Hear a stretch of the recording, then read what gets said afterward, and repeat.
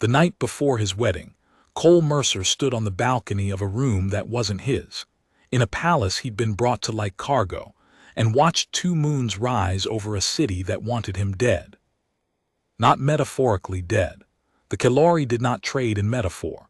Lord Visick, First Blade of the War Council, had told him plainly during the intake ceremony that morning, "If you run, we will find you. If you refuse the right, the accord breaks, and we burn the colony at Ash Reach. If you touch her before the vows, we take your hands." Visick had delivered each line with the conversational warmth of a man reading a shipping manifest, and Cole had believed every syllable. He gripped the stone rail. The carved surface was cold beneath his palms despite the warmth of the evening, and the city of Valehen spread below him in tiers of pale stone and deep blue shadow, its spires threaded with bioluminescent vines that pulsed in slow, rhythmic waves like the breathing of something vast and sleeping. Beautiful, alien, entirely indifferent to whether he survived the next 30 hours. The marriage had not been his idea. It had not been anyone's idea in the way that ideas are born from wanting, from choice. It had been extracted from the wreckage of a trade negotiation that had spiraled into a border standoff, which had spiraled into a hostage crisis at the human mining colony on Ash Reach, which had then spiraled into the Kalori War Council's ultimatum, a binding marriage between their youngest princess and a human male of appropriate rank, or the colony burns. Cole was the human male of appropriate rank. He was 34, a field logistics officer attached to Earth's Frontier Division, which meant he spent most of his time making sure supply chains held together across systems where the infrastructure was older than his species. He had been selected not for his diplomatic skill, he had none, or his political connections, he had fewer, but because he was the highest-ranking unmarried human male within 3 jump gates of Kalori space, and the accord required someone with at least a captain's commission. He was, in the language of the Frontier Division's internal memo that had informed him of his new assignment, the most expedient option. The memo had arrived 11 days ago. 11 days to pack, transit, and prepare to marry an alien princess he had never met, in a ceremony conducted in a language he did not speak, under laws he did not understand, in a palace full of people who viewed his species the way one might view an insect that had wandered onto a formal dinner plate. He turned from the rail. The guest quarters were vast high ceilings of dark stone, draped in indigo silk that rippled in the ventilation current. A bed large enough for 3 humans that he suspected was designed for the Kalori's longer frames. A mirror of polished obsidian stood in the corner, and Cole caught his own reflection. Dark hair gone gray at the temples too early, a jaw that carried the evidence of a broken nose reset badly in a field hospital 6 years ago, eyes that his ex-commanding officer had once described as the color of someone who's seen enough and is still here. He looked like a man who had been handed a problem he could not solve and was too stubborn to say so. A knock, 3 measured strikes against the door's metal frame, spaced with the precision the Kalori brought to everything. "Enter," he said, and immediately felt absurd. It wasn't his door. It wasn't his room. He was a guest in the way a hostage is a guest, technically free to move, practically tethered by the knowledge of what his departure would cost. The door opened, and a Kalori woman stepped through. Not the princess. Cole had studied enough briefing material to know the household staff by their collar marking silver thread for royal attendants, copper for administrative. This woman wore copper. She was tall, as all Kalori were, her skin a deep blue-gray that caught the bioluminescent light from the window, her ears tapered to fine points that extended past her dark hair. Her eyes were the color of polished onyx, wide and reflective, and they regarded him with the carefully neutral expression of someone whose job required her to interact with something she found distasteful. "The First Blade requests your presence in the accord chamber. You will review the right sequence and confirm your understanding of the binding terms." Cole pulled on the formal jacket the attendants had provided, dark gray, cut in the Kaylori style with high collar and closed front, tailored close enough that it felt like wearing someone else's posture. He followed the copper-collared woman through corridors of dark stone, past guards whose armor was ornate and functional in equal measure, past tapestries depicting Kaylori victories that spanned centuries. Every face in every tapestry was Kaylori. There were no humans in their history. There were no humans in anything here. The Accord Chamber was a circular room at the palace's heart, its domed ceiling painted with a star chart that Cole recognized as the local cluster. Lord Visick stood at the chamber's center, his silver-white hair pulled into the severe knot of a military officer, his pale gray skin marked with the ritual scars of a warrior caste that no longer went to war but refused to release the aesthetics. Two advisors flanked him, older Kaylori, their expressions as warm as stone. And at the chamber's far edge, half hidden in the shadow of a pillar, stood a woman who made the air in Cole's chest reorganize itself. Princess Salith.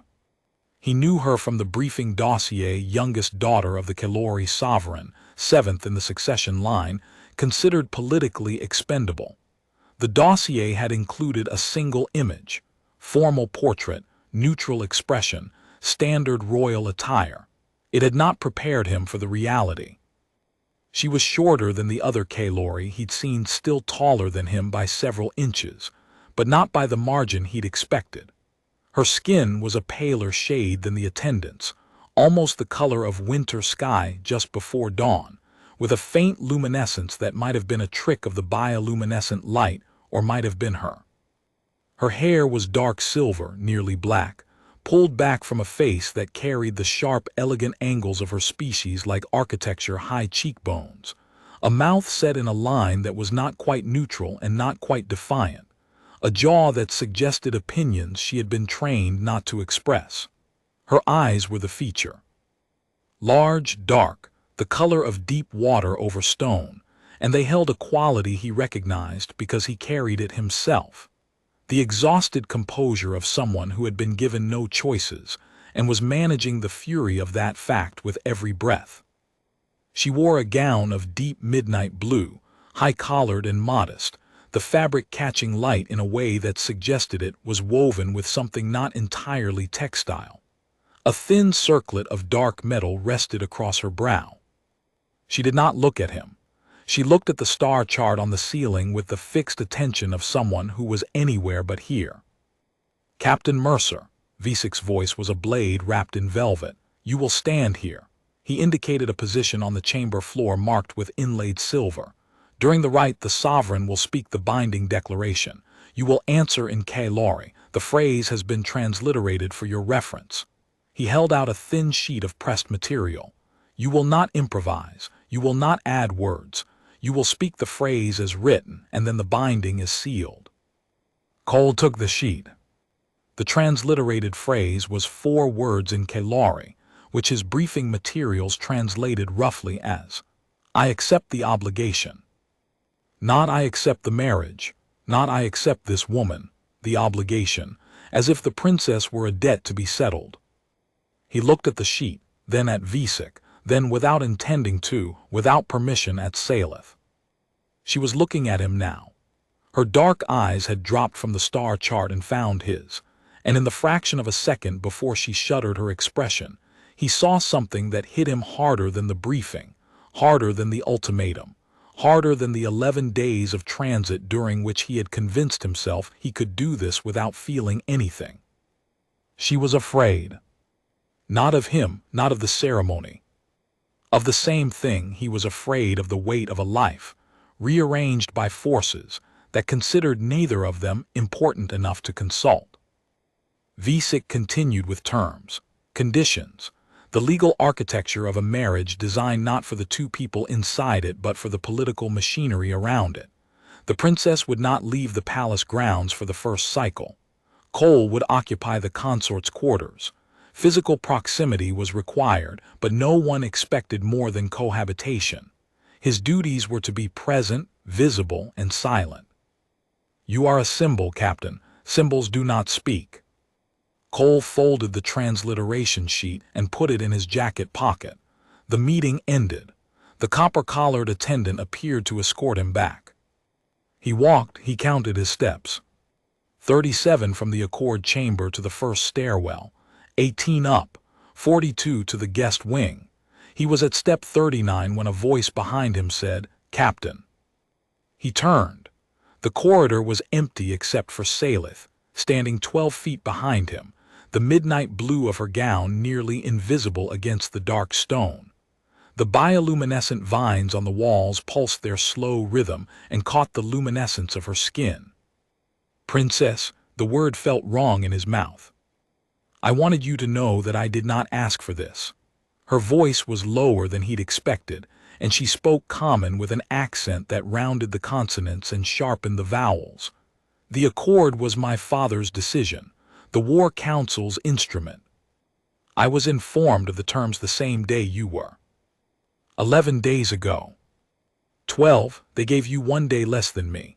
The faintest crack in the composure, not quite a smile, something darker. They thought a human would need less time to grieve the loss of his autonomy. Cole stood very still. Two people who had been shoved into the same cage looked at each other across 12 feet of alien stone.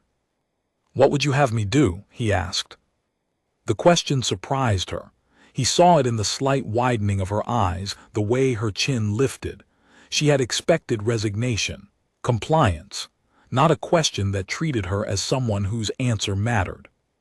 "I would have you understand," she said, "that whatever happens in that chamber tomorrow, I am not your enemy."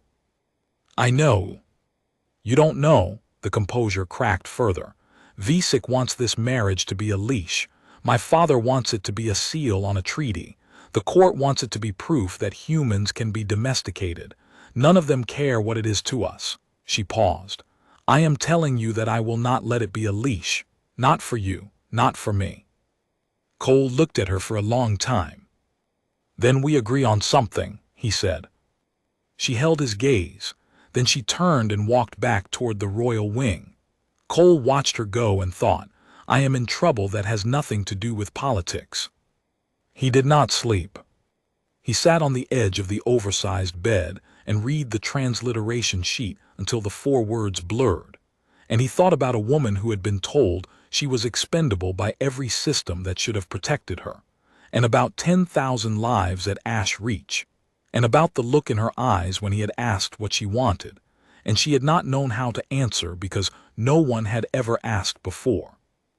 The ceremony took place the following afternoon in the Sovereign's Hall, a cavern of pale stone and suspended crystal that caught the daylight pouring through high windows and fractured it into spectra that moved across the walls.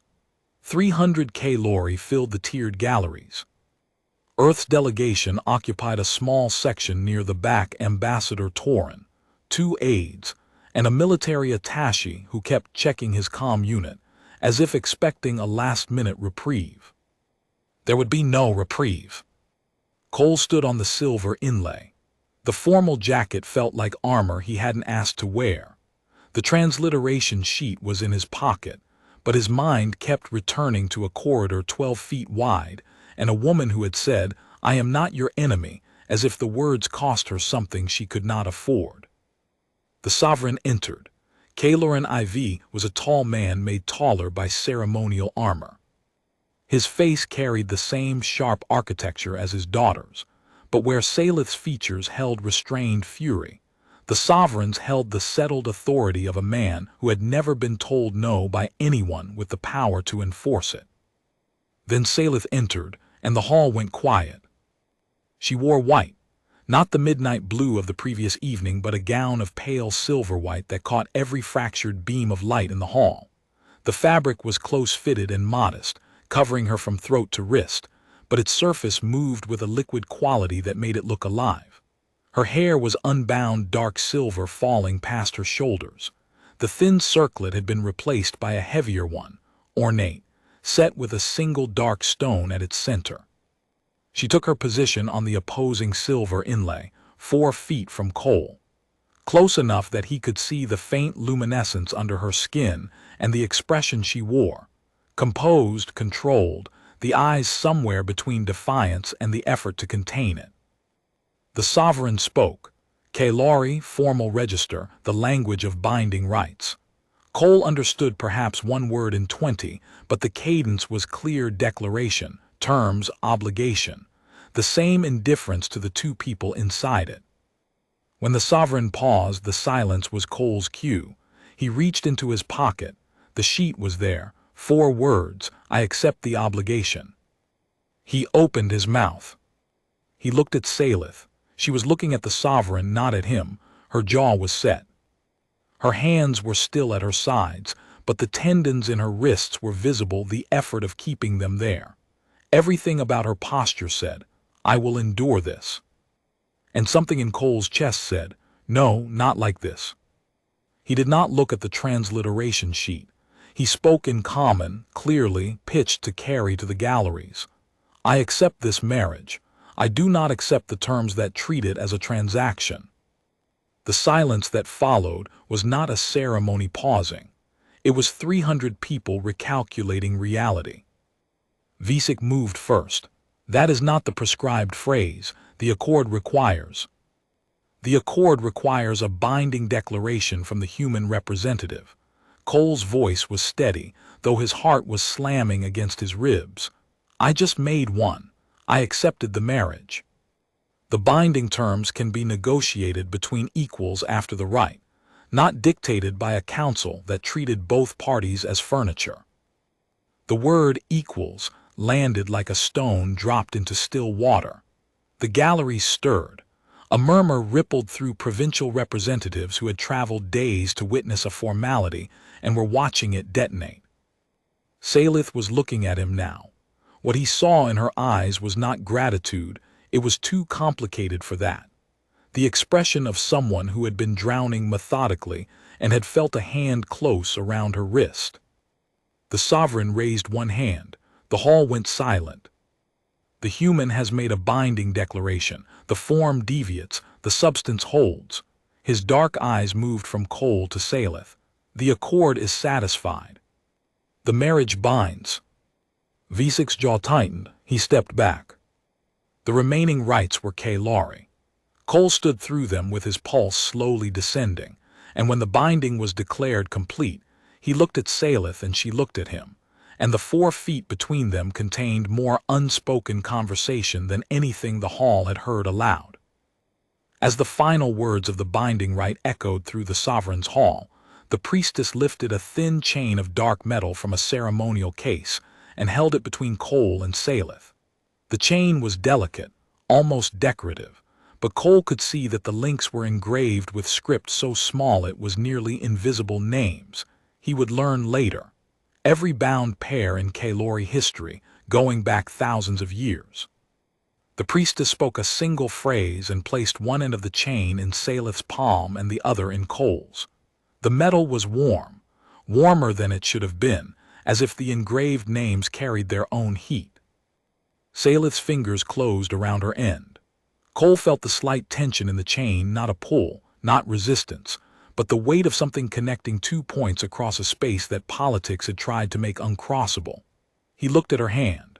The fingers were long and precisely made, the knuckles pale against her winter sky skin, and the chain rested in her palm the way a vow rests in a throat held, not yet spoken but present. The priestess withdrew. The chain remained. In Kailari tradition, the bound pair would carry it from the hall together, a symbolic first act of shared motion.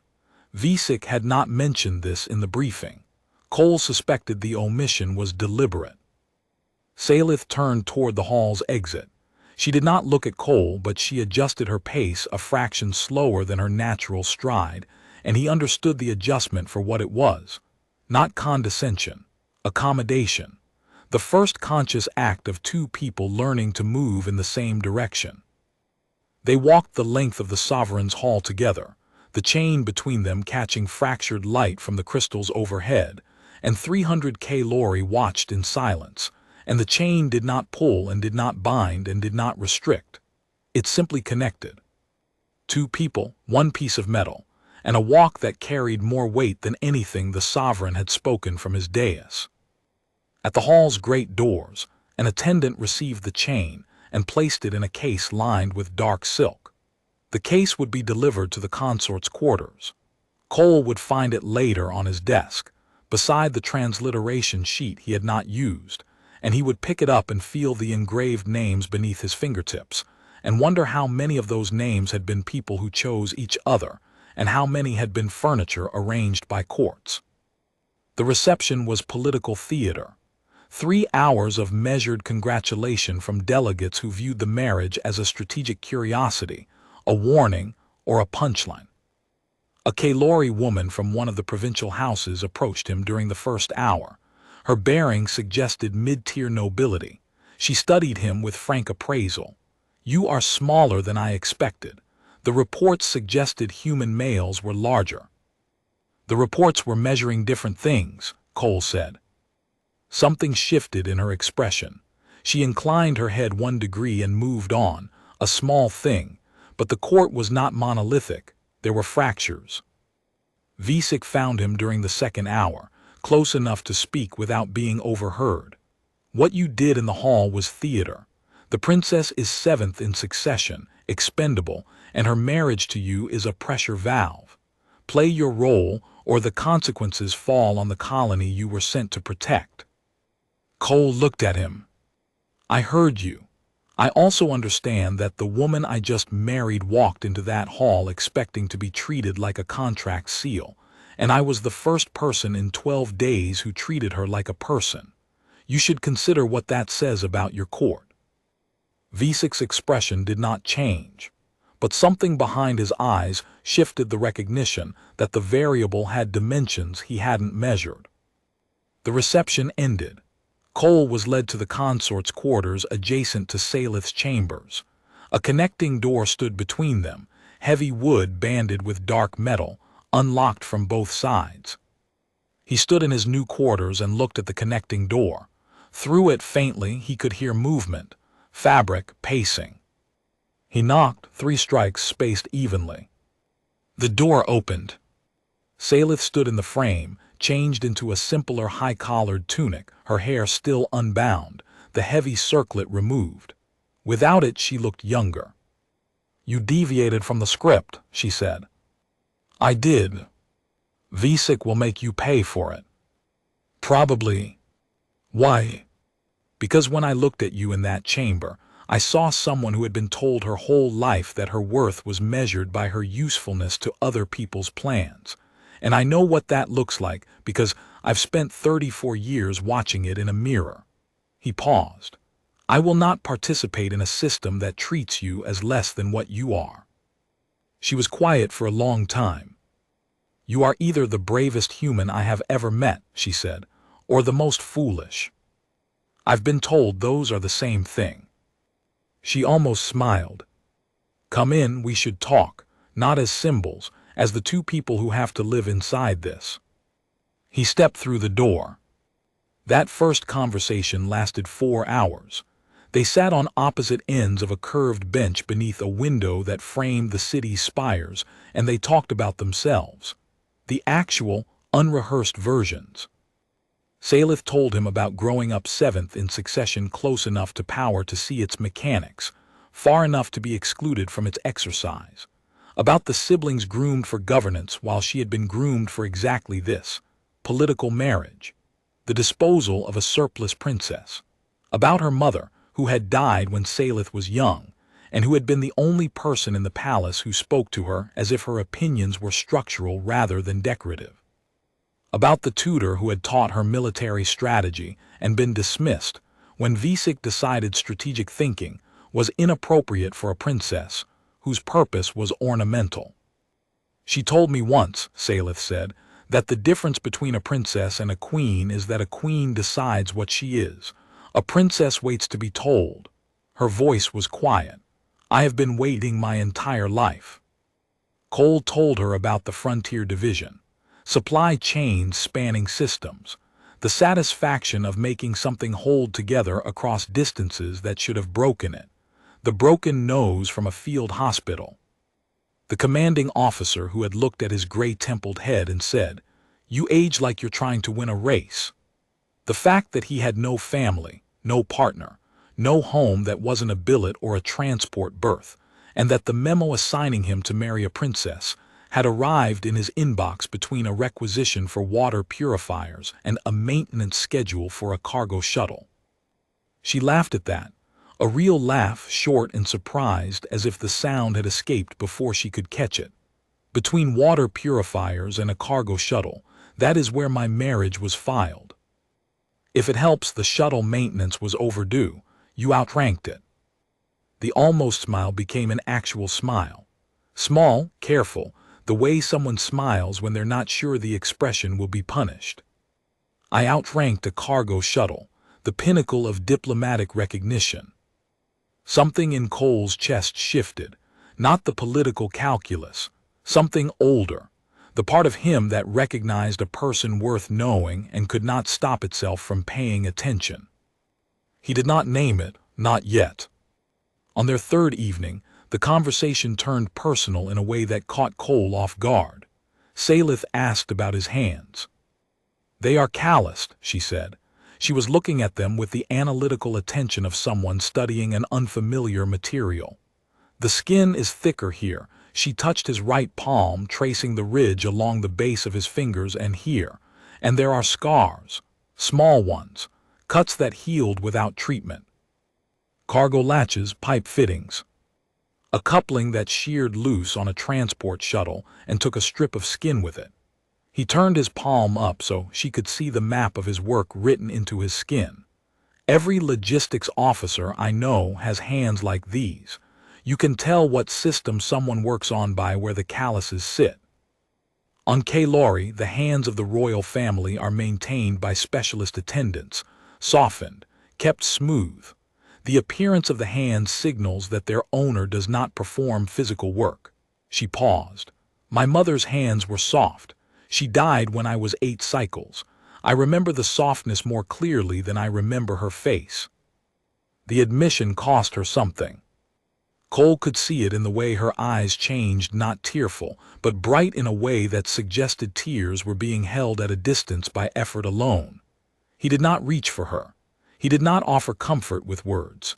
He simply turned his scarred, calloused palm upward on the bench between them, an offering, open and unashamed. She looked at it for a long time. Then she placed her hand on top of his, cool fingers against warm calluses. The contact was light, deliberate, and it lasted longer than the 3 seconds at the doorway would. It lasted until the bioluminescent vines shifted to their midnight pulse, and the palace settled into its deep night silence, and neither of them moved, because moving would mean acknowledging that what they were doing was not reviewing supply chain logistics. "Your hands tell the truth about who you are," Salith said finally. "That is why I asked about them, because everything else in this palace lies."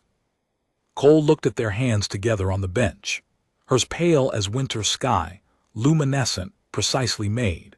His dark-weathered, scarred, calloused from 12 years of keeping things from falling apart. 2 hands that had no business touching, in a palace that had not given them permission, belonging to 2 people who had been told they were instruments and were discovering they were human. Or human and Kaylori, which turned out to be close enough. On their second evening, Salith showed him a map of the palace. Not the official schematic, the real map, the one that existed in the heads of the staff who had worked there for decades. The service corridors, the maintenance shafts, the forgotten rooms that had been sealed during renovations and never reopened. She had learned it from Thalis as a child, back when her mother was alive, and the senior attendant had treated the 7th princess as something other than surplus. "This corridor," Salith said, tracing a line on a hand-drawn diagram, "connects the guest wing to the lower kitchens without passing through any monitored section. This shaft leads from the maintenance level to the observation gallery above the council chamber. And this room," she tapped a small square near the palace's eastern wall, "has not been opened in 40 years, and no one remembers it exists." "Why are you showing me this?" "Because Visek will move to isolate you. He will reassign your quarters, restrict your corridors, limit your access to anyone who might become an ally. These are the paths he cannot control because he does not know they exist. Cole studied the map. It was detailed, meticulous, drawn in Salith's own hand, the handwriting of a woman who had spent years observing a system from outside its power structure and learning its architecture better than the people who ran it. "You've been planning for this," he said. "I have been planning for something. I did not know it would be you." She folded the map and placed it in his hands. "Now you know the palace as well as I do. Whatever comes next, you will not be lost in it." He took the map. Their fingers touched during the transfer briefly, accidentally, the contact lasting no more than a second. But the second carried a charge that had nothing to do with the bioluminescent vines, and Cole saw the slight catch in Salith's breathing, the fractional widening of her eyes, and knew that whatever they were both refusing to name was not going to stay unnamed much longer. The first week of the marriage was a study in controlled warfare. Visik began applying pressure immediately. Protocol restrictions confined Cole to the palace's inner rings. A formal order prohibited him from attending any council session without a Kaylori escort whose job was to ensure he spoke to no one of consequence. His meals were served separately from Salith's. A deliberate isolation disguised as cultural accommodation. On the third day, a Kaylori officer named Commander Thesson arrived with a document requiring Cole's signature. An addendum to the accord stipulating that the human consort would not initiate communication with any member of the Kaylori military, diplomatic corps, or provincial houses without prior written approval from the War Council. "It's a gag order," Cole said. Thesson's expression was polished stone. "It is a protocol clarification. I won't sign it." The First Blade anticipated that response.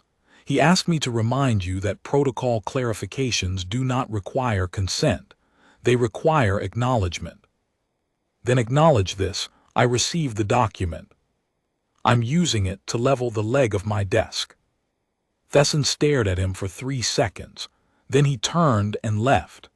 Cole folded the document and placed it under the shorter leg of his writing desk, where it performed its new function admirably. That evening he told Salith. She was quiet for a moment, then said, "You leveled your desk with it." The leg was uneven.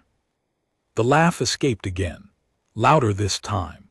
She covered her mouth with her hand, a reflex, the gesture of someone trained to suppress visible amusement, but the sound was already out, and Cole felt something warm spread through his chest that had nothing to do with the palace's climate systems. On the 5th day, the pressure escalated. A courier delivered a formal notice. Cole's consort quarters were being reassigned to a smaller chamber 2 corridors away from Salith's. The stated reason was structural assessment of the adjacent wing. The actual reason was Visik's next move, physical separation. Cole packed his belongings. He carried them to the new quarters, a third the size, single window facing an interior courtyard. No bioluminescent vines. No view of the city. A room designed to make its occupant feel the precise dimensions of his insignificance.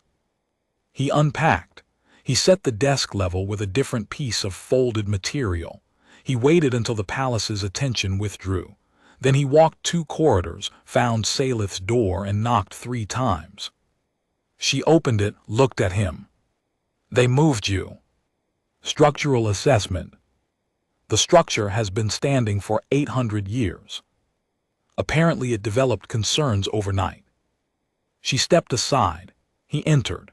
They sat on the bench and began mapping the factions who supported the accord, who opposed it, who could be moved. Salith provided the political intelligence. Cole provided the strategic analysis. It was what they both did best, making a system hold together across distances that should have broken it. On the 8th day, Cole began his counter-campaign. Not in the court's formal channels, Visik controlled those, but in the palace's infrastructure. The serving staff's corridors had a ventilation imbalance that the palace engineers had deprioritized, because it affected only people the court considered invisible. Cole spent 3 hours recalibrating the airflow regulators with tools borrowed from a maintenance closet, and when the senior attendant came to inspect the result, she found the corridors properly ventilated for the first time in months, and a human sitting on the floor with calibration grease on his formal jacket. "You fixed it," she said. Her name was Thalis, silver-collared, 30 years of service. Her opinion carried weight that no formal rank could convey. The intake valve was misaligned. Someone installed a replacement seal backwards 3 months ago. Thalis studied him, the princess's consort, on the floor, with grease on his jacket. The jacket needed character. Something shifted in her expression. Not warmth, not yet, but recalibration. The recognition that the human in the palace was not the variable the War Council had described. Word spread through the service corridors. The human consort fixed the ventilation. The human consort asked the kitchen staff about the meal schedule and reorganized the supply rotation to reduce waste. The human consort learned 3 phrases in formal Kalori and used them with the precise pronunciation of a man who understood that getting the accent right was a form of respect. On the 10th day, a Corvan trade envoy named Nasserin stopped Cole in the guest wing corridor. Nasserin was a minor diplomat peripheral, easily overlooked, but his delegation had been at the palace for 2 months, and he had noticed things. "Your ventilation work," Nasserin said. His voice was careful, each word measured. "The staff are speaking about it, not loudly, but they are speaking. Good air quality tends to generate positive conversation. You misunderstand. They are speaking about you, the human who fixes things." He paused. "In this palace, the people who fix things are the ones the court ignores. The fact that you have chosen to become one of them is either a miscalculation or the most intelligent strategic move I have seen in 30 years of diplomacy." It wasn't a strategy. The valve was misaligned. Nasserin looked at him the way Thalis had looked at him, with the sharp recalibration of someone revising an assumption. "Nonetheless, you should know that Lord Visik is aware, and that awareness, in his case, typically precedes action." On the 12th day, the action came. A formal inquiry was opened into whether Cole's deviation from the binding rite constituted grounds for annulment. 3 council investigators arrived at his quarters to review the ceremony's archived recording. They played his words back to him. "I accept this marriage. I do not accept the terms that treat it as a transaction," and asked him to confirm that his statement was voluntary. "It was voluntary," Cole said, "and unauthorized. The accord authorized me to make a binding declaration. It did not specify the exact phrasing." The lead investigator, a narrow-faced Kalori with the collar markings of the judicial branch, made a note. "The War Council contends that the prescribed phrase is the only valid form." The sovereign accepted it, on the record, in the hall, before 300 witnesses. Another note. The investigators departed. Cole sat in his small room and looked at the interior courtyard through his single window and understood that the clock had started. That evening he told Salith everything. She was quiet for a long time after. "Visik's timeline," she said. "He wants the marriage dissolved within 1 cycle. A human who fails to integrate gives the court grounds. After dissolution, I become available for a second marriage, Lord Rithan's son. The Caliph alliance. It consolidates the War Council's position." "How strong is Rithan?" "Strong enough to sustain a dissolution motion, not strong enough to counter a royal privilege filing." She paused. "If it comes to that, will your father support you?" The silence told him the answer. "My father sees me as a diplomatic instrument. He will support whatever configuration produces the most stable treaty architecture. And if the most stable configuration is you and me." She looked at him. The dark eyes held fury and fear, and something underneath both that neither of them had named. "Then we will need to prove it," she said. They proved it. Not with arguments or legal filings, but with the quiet accumulation of evidence that could not be refuted, because it was built into the palace's infrastructure. Cole expanded from ventilation to a water pressure issue in the guest wing that had been inconveniencing visiting delegates for months. He traced the fault to a distribution junction 3 levels below the guest quarters, recalibrated the pressure regulators, and restored full flow in 2 days. The delegate from the Tessin border province, Councillor Varath, invited him to review her province's supply chain logistics. Cole spent an evening mapping distribution inefficiencies that saved the province an estimated 3 months of transit delay. The morning after the water pressure repair, Cole was summoned to the palace kitchens by the head cook, a broad-shouldered Kalori woman named Drayle who had worked in the palace since before Salith was born, and who communicated primarily through the medium of disapproval. She stood in the kitchen doorway, arms crossed, blocking his path as if he were an invading army rather than a logistics officer with grease under his nails. "The cold storage unit in the secondary pantry has been failing for 3 weeks, Drayle said. "The temperature fluctuates between safe and dangerous every 6 hours. I have lost 4 shipments of diplomatic-grade provisions. The maintenance division says the part is on order. The part has been on order for 3 weeks. "Show me," Cole said. Drayle led him through the kitchen's vast, efficient, fragrant with spices he could not name to the secondary pantry. The cold storage unit was a Kalori design, elegant, modular, and in this case, vibrating at a frequency that suggested the compressor seal was failing. Cole knelt beside it, opened the access panel, and found the problem in 90 seconds. Not the compressor seal. A thermal bypass valve that had corroded and was cycling the system between active cooling and ambient equalization. He cleaned the valve, sealed the corrosion with a compound he synthesized from 2 cleaning agents he found under the kitchen sink, and stabilized the unit in under an hour. When he stood up, Drayle was watching him with an expression that was 1 degree warmer than disapproval. "The diplomatic provisions for the Tessin delegation's reception are due tomorrow," she said. "They will arrive intact because of this. The valve was corroded. Someone should check the others." "Someone should," Drayle uncrossed her arms. It was the most demonstrative gesture of approval Cole had received from any Kalori outside of Salith. "You will eat breakfast in my kitchen tomorrow, at the staff table, not the formal dining hall." It was not a request. Cole recognized the tone, the same tone Salith used when she said, "Come in," and meant, "I need you here." He nodded. And the next morning he ate breakfast at the staff table, surrounded by kitchen workers and maintenance crew and attendants, and none of them spoke to him directly, but all of them noticed he was there, and the noticing was its own form of recognition.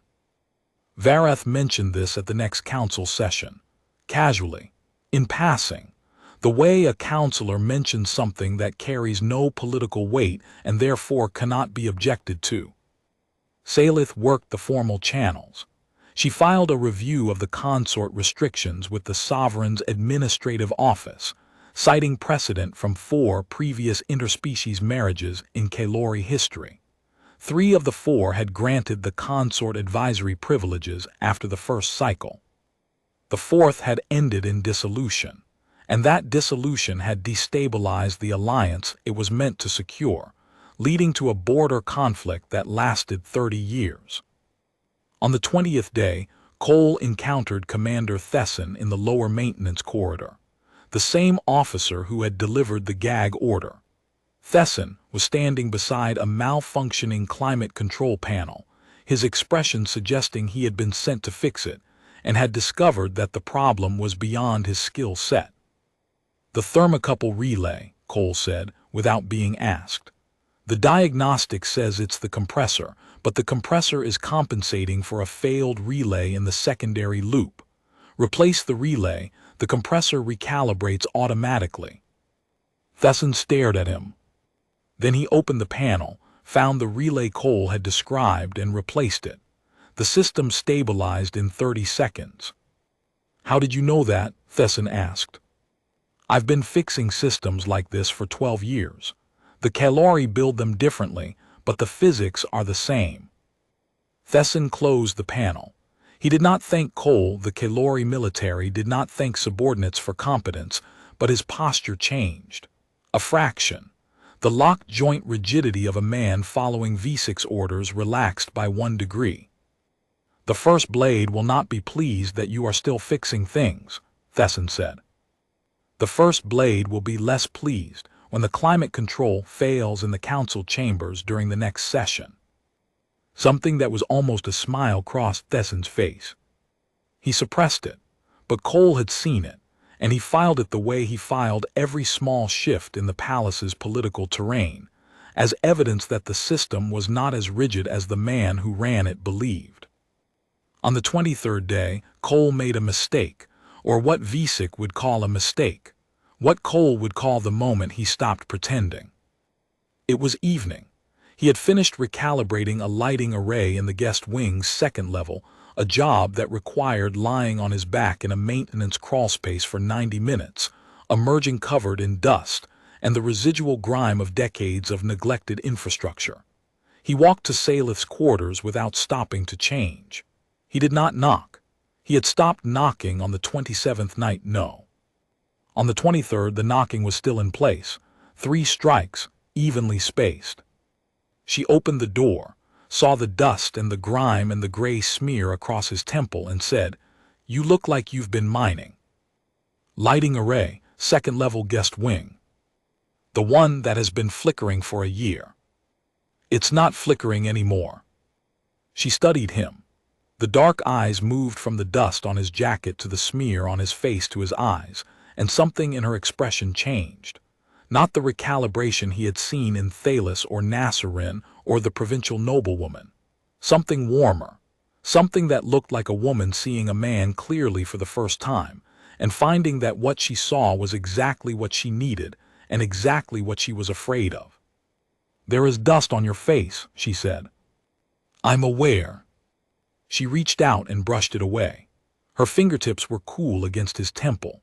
The contact lasted 3 seconds. Neither of them breathed during those 3 seconds. The bioluminescent vines pulsed their slow rhythm outside the window, and the palace was quiet, and 2 people stood in a doorway and felt the last pretense dissolve like dust from a lighting array that someone had finally bothered to fix. She withdrew her hand. "Come in," she said. Her voice was not quite steady. He entered. They did not talk about the lighting array. They talked about everything except the 3 seconds, and the 3 seconds sat between them on the bench like a third person, present and patient and waiting.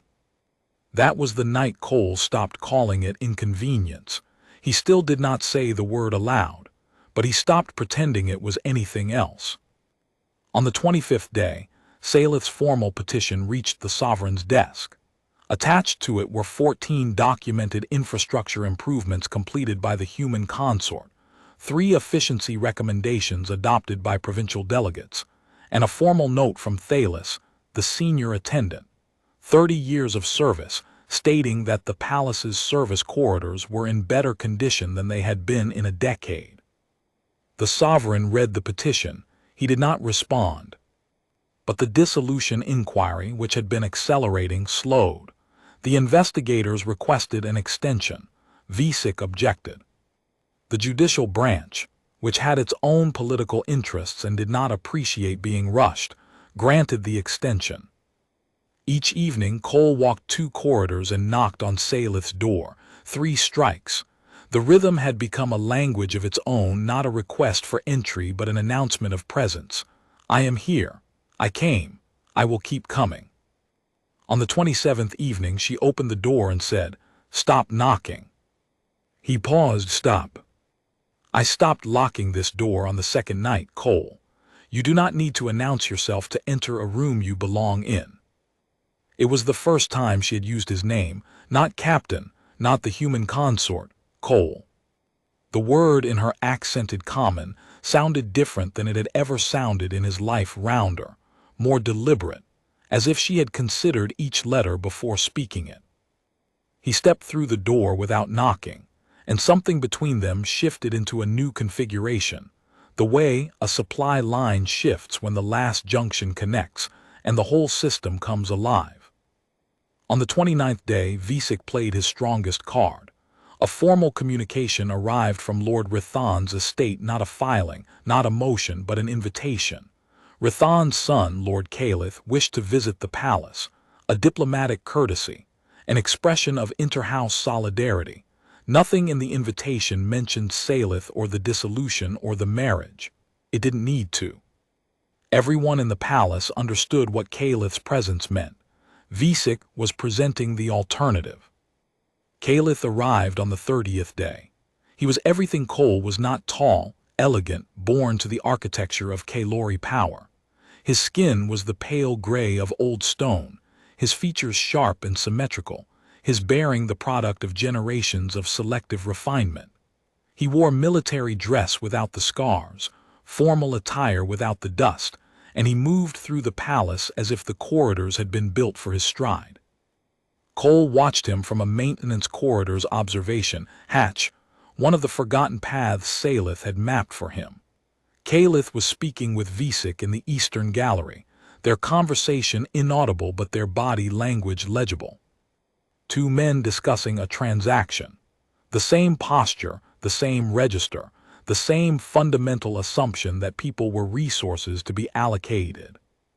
Salith met Caliph at a formal luncheon the following day. Cole was not invited, protocol restrictions.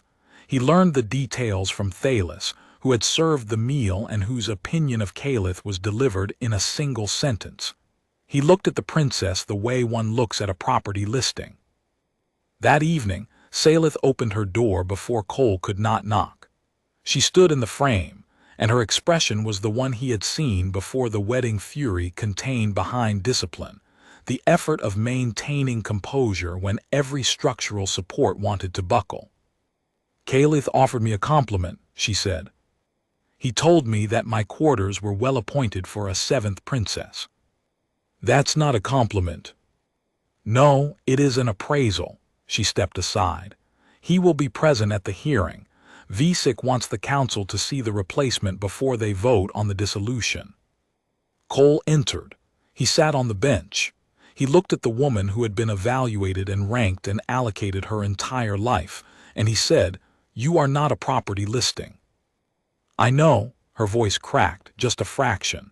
I know because you have spent 30 days showing me what it looks like when someone sees a person instead of an asset." She sat beside him, closer than usual.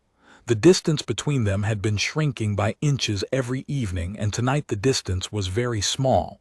"Cole, when the hearing comes, whatever Visik presents, whatever Caliph represents, whatever the council decides, I need you to know that the answer I would give if anyone thought to ask me has not changed since the corridor." "What answer?" "That you are not my enemy." She paused. "That you have never been my enemy. That you are the only person in this palace who has treated me as though my answer matters." Her hand found his, the cool fingers and the calloused palm. "And that if the court dissolves this marriage, I will spend every day after fighting to rebuild it." Cole held her hand. He did not speak for a moment. The words he wanted to say were too large for the room and too important to rush. "They won't dissolve it," he said, "because we are going to walk into that chamber and show them what a marriage built on choice looks like, and they are going to realize that they have never seen one before." The hearing took place on the 32nd day. The War Council convened in the Accord Chamber, full attendance.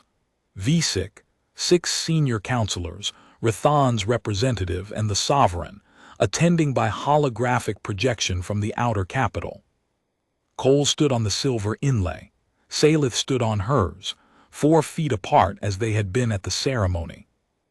Visik presented the case: deviation from the binding right, unauthorized maintenance activities, undue influence over the palace staff, each point delivered with surgical precision. When Visik finished, Cole spoke. "I'm a field logistics officer. I make things hold together. I fix ventilation systems and water pressure and supply chains because those things matter to the people who depend on them. He looked at the council.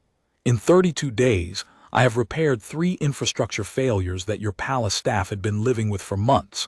I have reorganized a provincial supply chain that was hemorrhaging efficiency. I have learned 16 phrases in your language and used every one of them with the respect they deserve.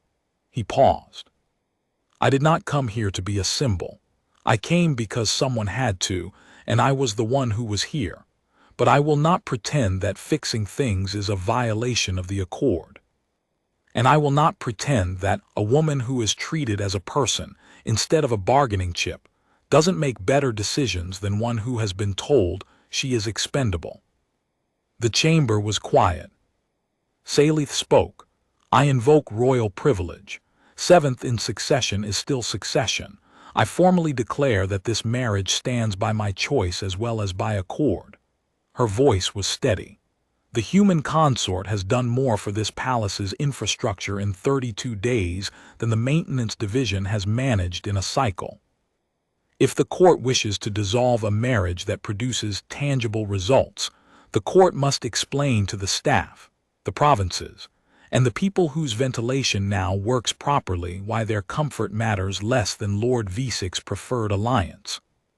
Thalis was not present. She was not permitted in council chambers, but her formal note attached to Salith's petition, read into the record by the judicial representative, spoke for her.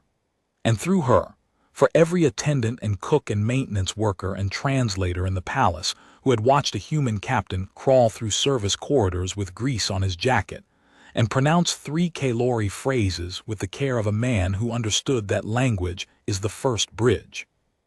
Councillor Varath spoke. The Tessen border province has benefited measurably from the consort's logistical analysis. The efficiency improvements are documented and verified. Nasserin, the minor Corvan diplomat, had submitted a written statement. Not testimony, he lacked the standing for that, but a formal observation, filed under the diplomatic register's notes of record provision.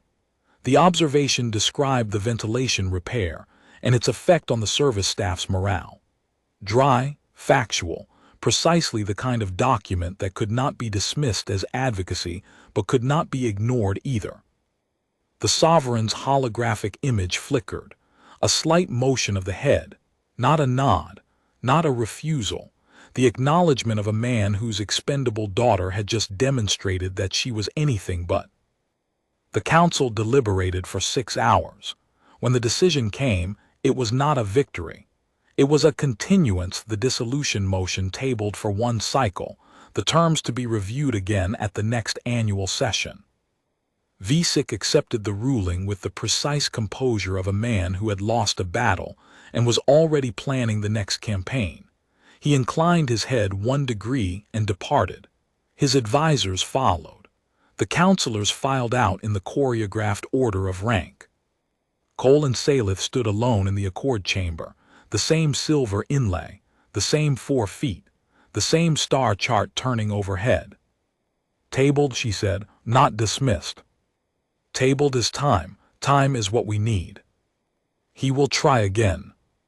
I know. She was quiet. Then she crossed the 4 feet, not quickly, not dramatically, with the deliberate pace of someone who intended every inch to be a choice, and placed her palm against his chest, over his heart. Your heart is fast, she said. It's been fast since the corridor. Mine too. Her voice dropped. The court composure was gone. The formal register was gone. What remained was a woman who had been told her whole life that she was an instrument, discovering that she was a person. I have been calling it inconvenience, a logistical complication in an already impossible situation. I've been calling it the same thing. It is not inconvenience. No. She looked at him. The dark eyes were bright. The fury was still there, it would always be there, because the system still stood and the fight was not finished. But alongside it was something else. Something that had been growing in corridors and conversations and fixed ventilation systems, and the quiet space between 2 rooms where a door was never locked, and a knock had become unnecessary. It has a name, she said. It has a name, he agreed. Neither of them said it. They did not need to. It was present in the chamber the way gravity is present, invisible, undeniable, the thing that holds everything in place. Cole covered her hand with his. The calloused palm and the cool fingers, the human logistics officer and the Kalori princess. The two people who had been given no choices and had made one anyway in a ceremony and a corridor, and every evening for 32 days when he had walked 2 corridors, and she had left her door unlocked, and both of them had chosen each other without saying the word, because the choosing was louder than any language either of them spoke. He leaned forward and rested his forehead against hers. Her skin was cool and faintly luminous and steady. The bioluminescent light from the window painted them both in slow waves. "When the day comes that this court stops fighting us," he said, "I want to be standing exactly here." "The day this court stops fighting us," Salith said quietly, "is the day we stop needing their permission." She was right. The system still stood. Visik would regroup. The council would convene again. Rathan's alliance would press. The sovereign would calculate. The palace would watch. And Cole and Salith would face every motion and every maneuver and every attempt to dissolve what they had built, because what they had built was not a pressure valve or a diplomatic instrument or a symbol. It was a supply line. His heart to hers, unbroken, running through every corridor and conversation, and 3-strike knock and fixed valve and learned phrase and surprised laugh, holding fast across every distance the court tried to place between them. And Salith, 7th princess of the Kalori protectorate, expendable daughter, disposal marriage, woman who had walked into a cage and refused to be caged, held the hand of the human who had thrown away the script and chose her when choice was not on the agenda, and kept choosing her every day in ventilation shafts and council chambers, and the quiet space between 2 rooms where love had taken root in the most unlikely soil and grown into the steadiest thing either of them had ever known. The obligation became a promise. The promise became a choice. The choice held. And outside, the twin moons rose over Valehin, and the bioluminescent vines pulsed their slow rhythm, and the city breathed, and 2 people who had been brought together as a transaction stood in a chamber of stars and held on to each other because holding on was the only logistics that mattered.